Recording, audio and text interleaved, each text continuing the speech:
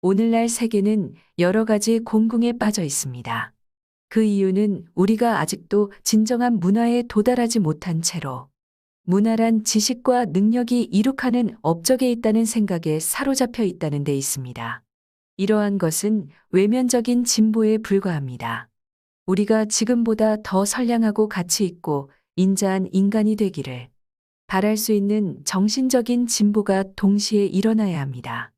이때야 비로소 외면적인 진보도 의미를 가지게 됩니다. 슈바이처는 루터교회 목사 가정에서 태어났습니다. 대학에서 신학과 철학을 전공했습니다.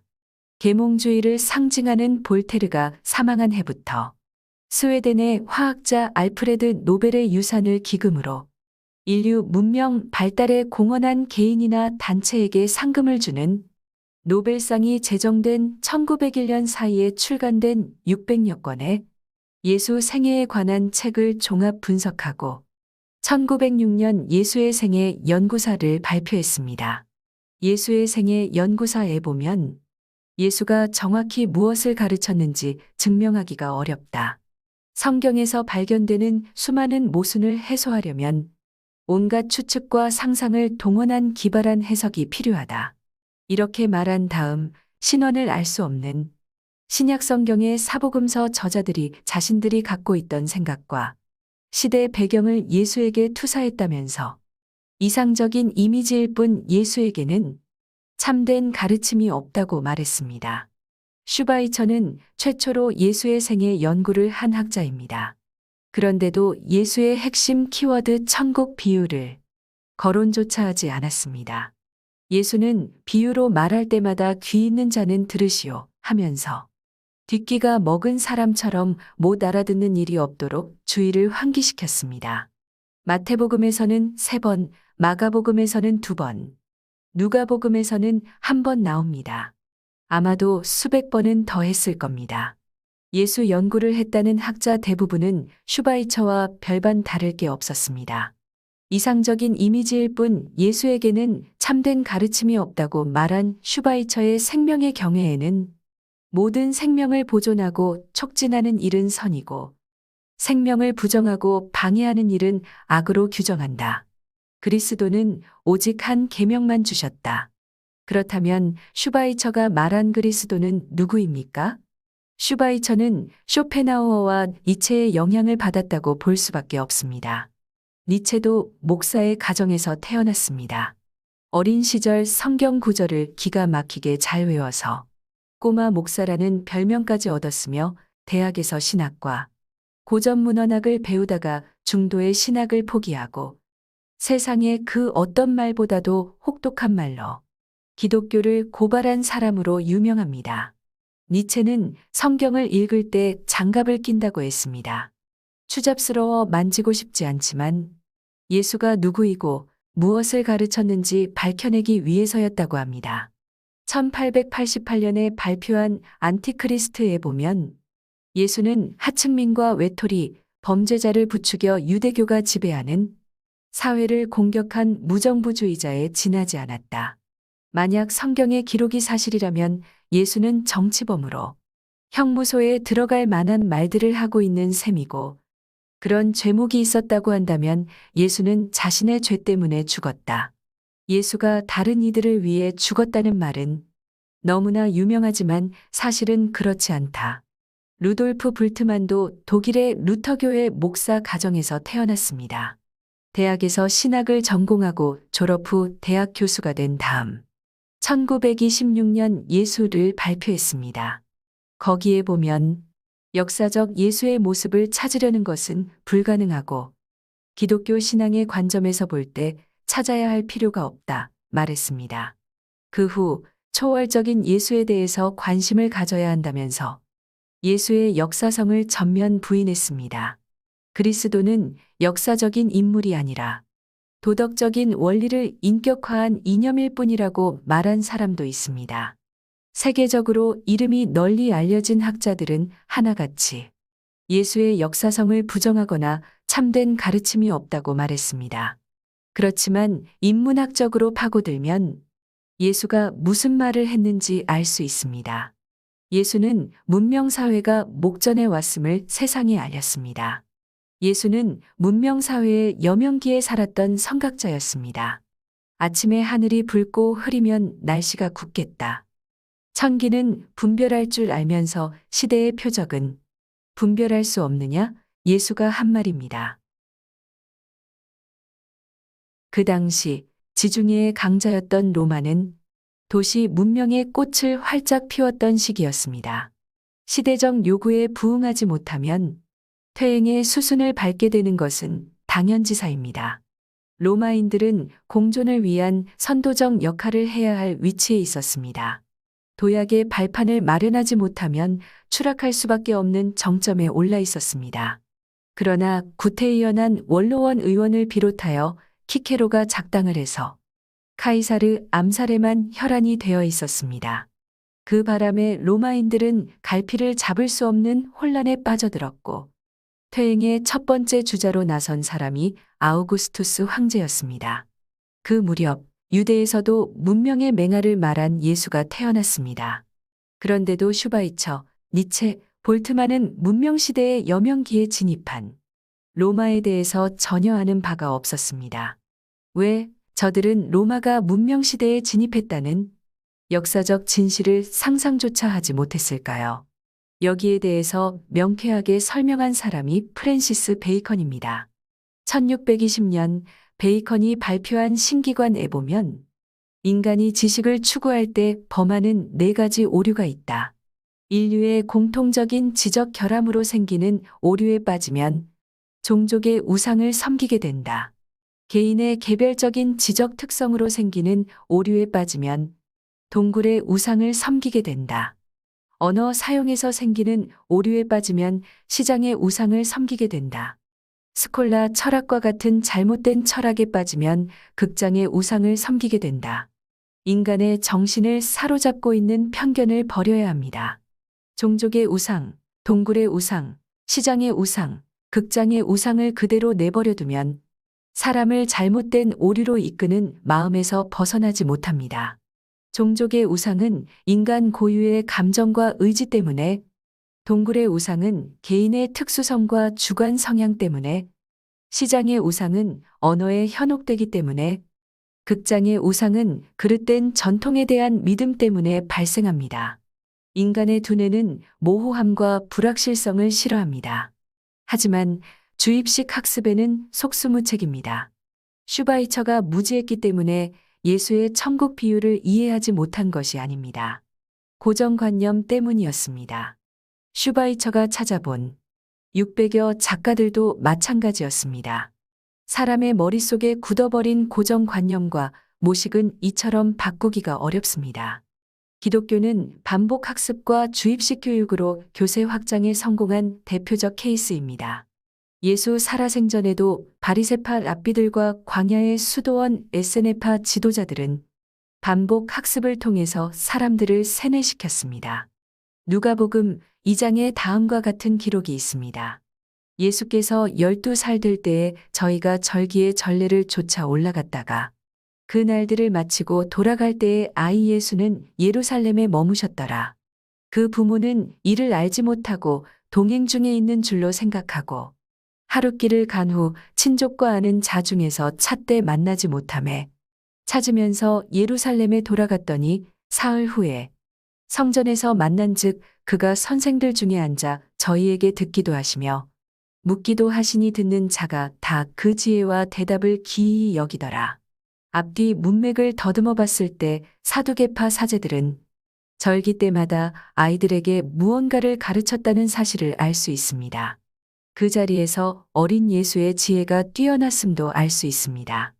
사두개인들은 젖과 꿀이 흐르는 가나안을 찾아 나선 아브라함 후예답게 지상낙원에 대한 소망을 이어가는 정통파 유대인들이었습니다.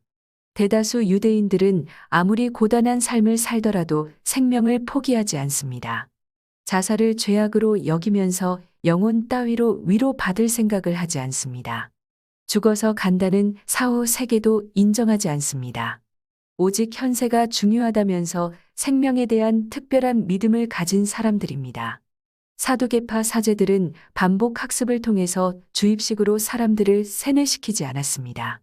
무엇이 진실인지 분별할 수 있도록 가르친 다음 스스로 깨닫게 했습니다. 갈릴리로 돌아간 12살 예수도 자연을 관찰하면서 삶의 지혜를 얻고 역사적 현실에 대한 깊은 통찰력과 시대를 예견하는 해안을 갖게 되었다고 볼 수 있습니다. 아주 작은 겨자씨 속에도 생존에 필요한 에너지와 정보가 들어있다는 사실을 깨닫는 순간, 우리도 예수와 같은 생각을 하게 됩니다. 이와 같은 사실을 입증할 증거가 마태복음 12장에 있습니다. 예수께서 이 모든 비유를 마치신 후에 거기를 떠나서 고향으로 돌아가 저희 회당에서 가르치시니 저희가 놀라 가로되 이 사람의 이 지혜와 이런 능력이 어디서 났느냐? 이는 그 목수의 아들이 아니냐?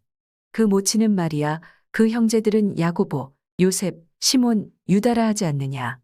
그 누이들은 다 우리와 함께 있지 아니하냐? 그런즉 이 사람의 이 모든 것이 어디서 났느냐? 이처럼 예수는 자연을 관찰하고는 삶의 지혜를 가르치는 진정한 스승이 되었습니다. 그러나 바리새파 랍비들은 고루한 고정관념에 사로잡혀 있었습니다. 바리새인들은 하스몬 왕조 시절 2번에 걸쳐 심신이 허약한 왕 베오에서 국정을 좌지우지한 전력이 있습니다. 예루살렘에 회당이 없었던 바리새인들은 시온산 정상에서 모임을 갖곤 했습니다. 2,000명에 달하는 사람들이 모여서 존재감을 과시했습니다. 그 모습이 바람직하지 않다고 생각한 헤롯이 시온산 중턱에 하스몬 궁궐이 있는데도 정상에 궁궐을 또 짓고 한 동을 바리새인들에게 주었습니다. 가까이 두고 감시하려는 의도였습니다. 바리새파 랍비들은 사두개파 사제들이 주관하는 유월절 축제 행사에 동참할 수 없었습니다. 그래서 공부하는 것이 사실상 제사하는 방법이다. 배우는 일에 게을리하지 말라. 이렇게 말하면서 학습을 권장하고 구제와 자선을 최고의 미덕으로 가르쳤습니다. 바리새파 최고 지도자 힐렐은 많은 자선이 평화를 가져온다고 말했습니다. 그 말이 유행처럼 번지기 시작하면서 겉옷을 달라는 자에게 속옷까지 벗어주라. 내 소유를 팔아 가난한 자들에게 주라. 그리하면 하늘에서 보화가 있으리라. 낙타가 바늘길을 통과할 수 없듯이 부자는 천국에 들어갈 수 없다. 이처럼 우스꽝스럽고 언어적 유희에 불과한 말들이 시중에 나돌면서 자기 재산을 몽땅 자선 사업에 쓰고 알거지가 된 자들도 생겨났습니다. 그렇게 되니까 힐렐이 자기 재산의 5분의 1 이상은 자선에 쓰지 말라고 말을 바꾸었습니다. 그러면서도 계속해서 가난한 자들에게 복이 있다. 부자는 하늘나라에 들어갈 수 없다. 이처럼 말장난에 불과한 현학적인 표현이 잠언인 양 오늘날까지 전해지고 있습니다. 현대 문명사회의 교회에서 현학적인 표현을 잠언인양 가르치는 학습 또는 설교를 수수방관해서는 안 됩니다. 이것이야말로 현대 사회가 미개한 과거에 협박당하는 모양새이고 미래를 정확하게 예견할 수 없는 실수를 범하게 되는 겁니다. 예수가 당신들 믿음이 겨자씨만큼만 있으면 이 산을 명하여 여기서 저기로 옮기라 하여도 옮길 것이요. 또 못할 것이 없다. 고 말했습니다. 정신력의 무한 신뢰를 이런 식으로 표현했습니다. 예수가 말한 거듭난 표현도 자아 발견이었습니다. 니고데모는 말뜻을 알고 있었습니다. 그러면서도 늙은 사람이 어떻게 2번째 모태에 들어갔다가 출생할 수 있느냐? 능청을 떨었습니다. 그 후 니고데모와 랍비들은 예수를 볼 때마다 선엄정 열등의식에 빠지곤 했습니다. 선엄정 열등의식에 빠진 니고데모와 아리마대 요셉은 십자가상에서 죽은 예수의 시신을 동굴무덤에 방치하면서 반문명적 만행을 자행했습니다. 문명 씨앗에 대해서 말한 예수를 흔적조차 남지 않게 지우려는 교활하고 지능적인 수법이었습니다. 다락방에서 예수가 최후의 만찬을 주재했다는 바울의 새빨간 거짓말이 추가되면서 역사적 예수 찾기는 미궁 속으로 빠져들고 말았습니다. 수도원 SNF파들도 그들 나름의 교육 방식이 있었습니다. 그들은 신입생을 상대로 입교식을 할 때 기도문을 낭독했습니다. 주여, 감사를 드리겠나이다. 당신은 우리를 구원하셨기 때문입니다. 죄인들과 함께 계산하여 멸망시키지 아니하셨으니 당신의 자비를 우리에게서 거두지 마옵소서. 고통과 수행을 기억하소서. 우리의 혀와 입술이 진리를 말하도록 보호하시고 분노와 까닭 없는 복수를 우리에게서 멀리하소서. 순진한 자들을 넘어지게 만드는 모든 여인들로부터 지켜주소서. 율법을 모르는 여인의 아름다움 때문에 속지 않게 하시고 죄에 굴복하고 있는 어떤 세력도 우리를 속이지 못하게 하소서. 기도문 낭독이 끝나면 다른 이가 엄숙한 목소리로 자기소개를 했습니다. 나는 번제단에서 불 지피는 일을 거절하고 이곳으로 왔습니다. 주와 운명을 함께하는 모든 이들에게 축복을. 이 사람은 성전에서 쫓겨난 전직 사제였습니다. 또 다른 이가 자리에서 벌떡 일어나 주먹을 불끈 쥐고 말했습니다. 나는 망루에서 나팔 부는 일을 거절하고 이곳에 왔습니다. 벨리알과 운명을 같이 하는 모든 사악한 무리에게 저주를. 이 사람은 전직 성전경비대 레위인이었습니다. 벨리알은 에세네인들이 만들어낸 가상의 적이었습니다. 그들은 음행, 탐욕, 타락이라는 세 마리 뱀과의 전쟁을 선포한 믿음의 군병들이었습니다. 다음으로 신입생 대표가 두루마리에 적힌 글을 낭독했습니다. 벨리알에 속한 자들이여. 너희는 저주를 받아 자비를 받을 희망이 없도다. 너희 행동이 흑암 중에 이루어진 것과 똑같이 영원한 불에 던져지면서 저주를 받을 것이다. 너희가 부르짖을 때 주께서 자비를 베풀지 않으시고 용서받지 못할 것을 우리가 아노라. 마지막으로 수도원 최고 지도자 의교사가 두 손을 치켜들고 안수기도를 했습니다. 우리 주와 운명을 같이 하는 모든 이에게 축복을. 의교사는 말끝마다 내가 세상에 화평을 주러 온 줄로 생각지 말라. 화평이 아니고 검을 주러 왔노라 이렇게 말하면서 적개심을 고취시켰습니다. 수도원 에세네인들은 성전 무용론을 주장했고 부활한 그리스도 미신을 전파했으며 공동체를 위하여 종려나무만 가진 자들이었습니다. 에세네인들은 여자를 가까이 하지 않았으며 결혼도 하지 않았습니다. 그러면서도 명맥을 이어갈 수 있었던 것은 사내 아이들만 데리고 와서 필사생으로 양성했기 때문이었습니다. 광야의 수도원 출신이었던 세례 요한은 요단강 하구 나루터 건너편 베다니에서 제자를 거느린 수장으로 활동했습니다. 침례 요한이 전파하여 가로되 회개하라 천국이 가까웠느니라 하였으니 저는 선지자 이사야로 말씀하신 자라. 광야에 외치는 소리가 있어 가로되 너희는 주의 길을 예비하라 그의 첩경을 평탄케 하라 하였느니라. 마태복음에 보면 세례 요한이 천국 단어를 먼저 말한 것으로 되어 있습니다. 그런데 공허한 구호에 지나지 않습니다. 그러기 때문에 예수가 말한 것을 가지고 세례 요한이 먼저 말한 것처럼 뒤바꾸어 놓을 수도 있습니다.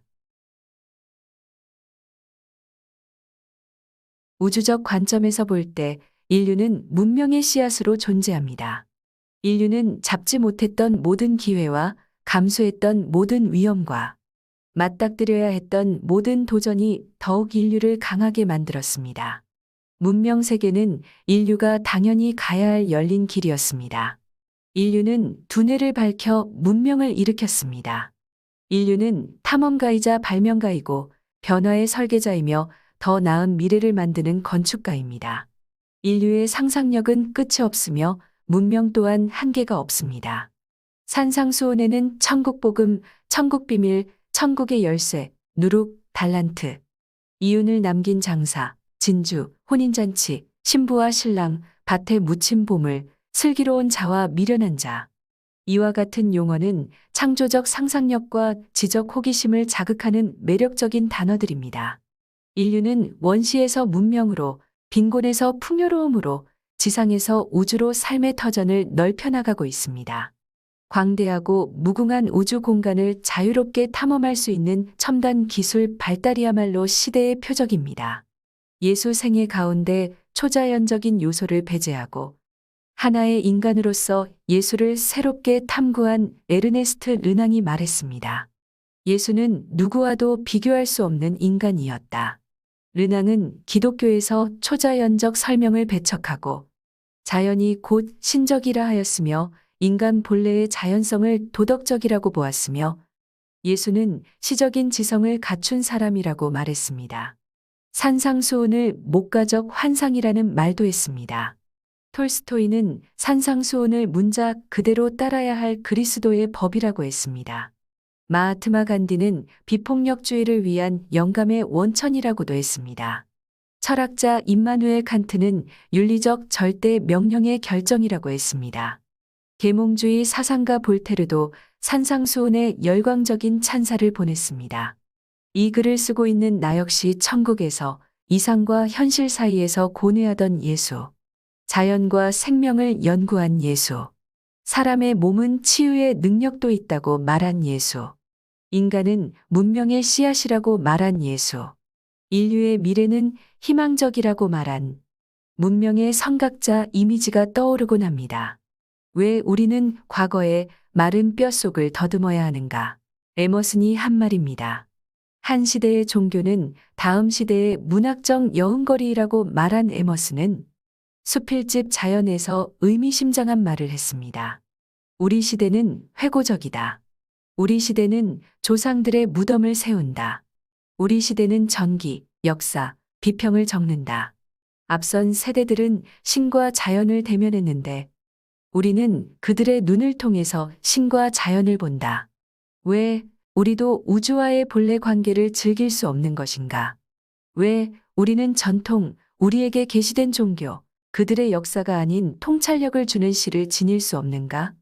에머슨은 1838년 자신의 모교인 하버드 신학대학교에서 행한 연설 때문에 30년 동안 모교에서조차 환영받지 못했습니다. 인간은 신성을 가진 존재이고 자기 신뢰를 통해서 더 좋은 사회를 이룰 수 있다고 말했기 때문입니다. 힘이란 내면에서부터 샘솟는 것이다. 우리가 약한 이유는 내면이 아닌 외부에서 도움을 구하기 때문이다. 이것을 깨닫고 주저없이 자신의 생각에 따라 몸을 곧게 펴고 손과 발을 움직이는 사람은 기적을 이룬다. 스스로 자신의 기둥이 되어라 중에서 에머슨이 한 말, 자기 신뢰와 산상수훈의 하느님을 믿으니 또 나를 믿으라는 중세의 암흑 속에서 창조의 씨앗을 심고 르네상스를 빛의 세계로 이끌어낸 다빈치는 떠오른 생각을 코덱스에 가꾸어 적는 지혜를 발휘했습니다. 문명의 선각자 예수도 자아발견과 정신력의 무한 신뢰를 겨자씨에 비유하면서 천국에 숨겨놓았기 때문에 허망지설을 유포하던 적의 수중에 있었으면서도 손상되지 않고 복음을 통하여 많은 사람들에게 영감을 주었습니다. 예수께서 비유를 베풀어 가라사대 천국은 마치 사람이 자기 밭에 갖다 심은 겨자씨 한 알 같으니 모든 씨보다 작은 것이로되 자란 후에는 나물보다 커서 나무가 되매 공중의 새들이 와서 그 가지에 깃들이느니라. 천국은 마치 밭에 감춰진 보화와 같으니 사람이 이를 발견한 후 숨겨두고 기뻐하여 돌아가서 자기의 소유를 다 팔아 그 밭을 샀느니라. 또 천국은 마치 좋은 진주를 구하는 장사와 같으니 극히 값진 진주 하나를 만남에 자기 소유를 팔아 그 진주를 샀느니라. 신약 성경 66권에 대한 집착을 버려야 합니다. 현대인의 머릿속에 박제된 부활한 메시아 예수 이미지를 말끔히 지워버려야 합니다. 예수 생존 당시 바리새파 랍비들은 약대가 바늘기로 들어가는 것이 부자가 하늘나라에 들어가는 것보다 쉽다는 객적은 소리를 잠언이냥 가르쳤습니다. 신언미상의 복음서 작가들은 그 말을 예수가 한 것처럼 만들어 놓았습니다. 그뿐만이 아닙니다. 가톨릭은 우민정책을 펴면서 읽고 쓰는 일은 교부들만 하고 신약 성경을 금서로 공개하지도 않았습니다. 루터의 종교개혁 이후 금서로는 감당할 수 없게 되니까 예술적 재능이 뛰어난 화가들로 하여금 천박한 지성을 명화로 그리게 해서 종교적 감동과 종교 외에는 다른 세상을 상상할 수 없게 만들었습니다. 로마 제국은 정교하게 맞물려 돌아가는 톱니바퀴 구조였습니다. 신약 성경을 그 속에 집어넣으면 산산조각 부셔지면서 십중팔구 거짓말이 드러납니다. 거짓말은 왜 나쁜가요? 거짓말은 뒤틀린 욕망을 지속시킵니다. 거짓말은 현실을 직시하지 못하게 합니다. 거짓말은 교만을 낳고 교만은 패망의 선봉이 됩니다. 거짓말은 모든 것을 뒤죽박죽 만들면서 무너지기 전까지 결코 끝나지 않습니다. 십자가상에서 죽은 예수의 모습을 보면서 잔인함, 무지, 미신의 이미지가 떠올라야 정상입니다. 거기서 사랑과 용서와 구원을 생각했다면 그것은 온갖 논리로 분칠한 궤변입니다. 시각과 청각의 장애인이면서도 헬렌 켈러가 이성과 지성적 모습을 보여줄 수 있었던 것은 차디찬 물줄기를 만지고 느끼면서부터였다고 합니다. 영화 미라클 워커는 가정교사 설리번이 장애를 가진 헬렌을 어떤 방식으로 교육했으며 어떻게 저명한 인사로 만들었는지 극명하게 보여주고 있습니다. 헬렌은 사물을 올바르게 인식한 다음부터 참된 지식을 쌓았습니다. 그리고 의미심장한 말도 했습니다. 앞을 볼 수 없는 사람보다 더 불행한 사람은 눈으로 물체를 보지만 미래를 내다보지 못하는 사람이지요.